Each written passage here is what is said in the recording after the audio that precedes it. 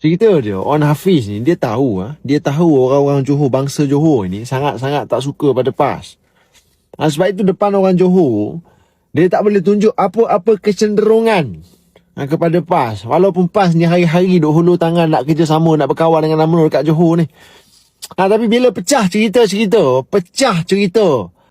mengenai pakatan secara sulit di antara Barisan Nasional dengan PAS di negeri Johor ni untuk PRN Johor ni, kononnya ada satu persetujuan pertemuan antara pimpinan ini untuk setuju bahawa pengundi-pengundi Barisan Nasional dan PAS kena cross vote masing-masing punya parti, masing-masing punya calon di seluruh kursi seluruh negeri Johor. Benda tu, cerita tu pecah dekat luar. Orang Johor tak suka benda tu, orang Johor marah. Mana tak marahnya orang Johor pada PAS. Dulu Haji Adi kata orang Johor ni kurang kesedaran politik Islam sebab PAS kalah teruk dekat Johor punya pasal. Dan On Hafiz ni dia tahu orang-orang Cina cukup benci pada Hadi Awang. Cina MCA ke, Cina DAP ke, Cina Gerakan ke, semua tak suka pada Hadi Awang. Mengamuk Cina MCA bila keluar cerita BN nak kerjasama, nak bagi muka pada PAS. Mengamuk mereka. Ada yang ugut nak boykot lagi, nak boykot, tak nak keluar mengundi. Sekiranya On Hafiz bagi muka pada PAS dekat negeri Johor ni. Dekat sini rakyat Johor boleh menilai. Belum ada apa-apa ikatan secara sah. Belum ada apa-apa kerjasama secara rasmi lagi. Baru duk bercinta ni. Itu pun duk bergaduh sakan dah. Kita dah pernah tengok, kita dah pernah saksikan cerita yang lebih kurang sama, drama yang lebih kurang sama berlaku sebelum ini di era Muafakat Nasional.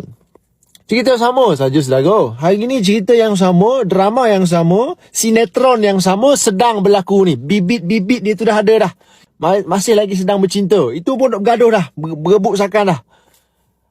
Sebelum PRN itu hari, sebelum PRN Johor ni, bulan 5 tak silap, Dun Johor, Dewan Undangan Negeri Johor meluluskan usul ni, adun lantikan.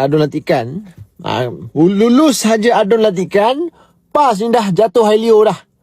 Duk terbayang-bayang dah, duk tengok dah, duk terbayang-bayang On Hafiz akan melantik wakil daripada PAS masuk ke sebagai adun lantikan. Kurang-kurang kalau bertanding tak menang satu kursi pun, dah memang confirm PAS ni takkan menang kursi.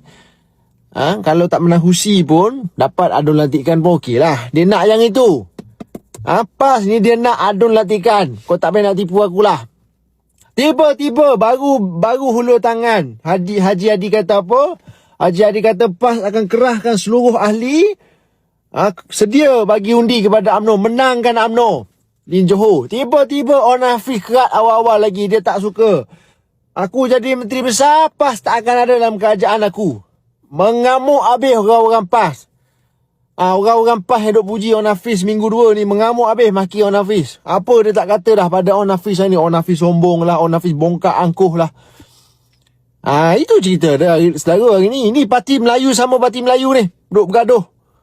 Sakan duk bergaduh ni, tapi depan pengundi Melayu, depan orang Melayu dalam peta-peta ceramah, depan orang-orang PAS, orang-orang UMNO ni, dia cerita apa? Kita kena bersatu. Inilah kena undi BN, kena undi PAS. Demi penyatuan ummah, demi penyatuan Melayu, demi penyatuan bangsa. Kita nak lawan DAP. DAP tu musuh kita. DAP begitu, DAP begini, Anwar begitu, Anwar begini. Belakang ni bergaduh sama-sama dia. Berebut jawatan. Itu nak jadi adun lantikan, yang ni nak jadi kerajaan, itu nak ni. Hakikat saudara hari ni. Kalau orang PAS, orang UMNO ke orang PAS ke, datang dekat engkau, dia nak cerita mengenai penyatuan Melayu, kau halau siap-siap lah senang.